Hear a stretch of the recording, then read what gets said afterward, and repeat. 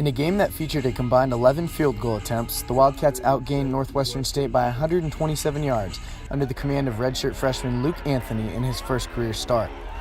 But the Wildcats could not convert late to earn their third win of the season. Senior place kicker Nik Grau got the scoring going with a 28-yard field goal after the drive stalled deep in Demons territory. The Demons responded with 10 points of their own to gain the lead before the end of the first quarter. Chris Jones gave Northwestern State a 7-3 lead on a 3-yard run, and Eric Piccione extended it to 10-3 with a 43-yard field goal. It was his first of 4 conversions on the day. In the second quarter, it was the Wildcats who regained the lead.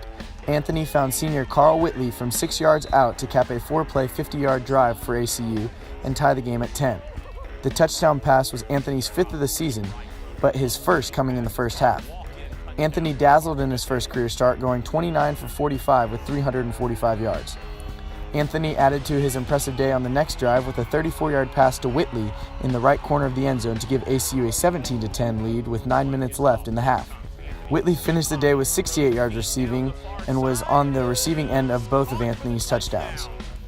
Northwestern State cut into the lead late in the second with another Piccione field goal, this time from 45 yards to bring the score to 17-13 heading into halftime.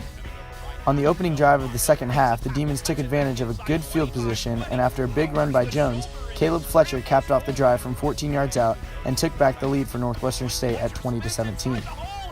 The Wildcat offense continued to move the ball, but once again it stalled in Northwestern State territory. Grau rebounded from missing a 53-yarder to close the first half, though, and converted a 30-yarder to tie the game at 20. After the defense held, ACU took over at midfield and wasted no time moving down the field. A 30-yard pass to fullback Trevor Crane took the ball into the red zone. This added to an impressive day of receiving for Crane. He led the game with 93 yards. Senior Cade Munden then rushed for 14 yards to set up the Wildcats with first and goal at the 1, but the Northwestern State defense held and forced another Grau field goal, this one a chip shot from 19 yards to give ACU a 23-20 lead. Piccione would later tie the game at 23, matching Grau with his third field goal of the day, another 40-plus yarder.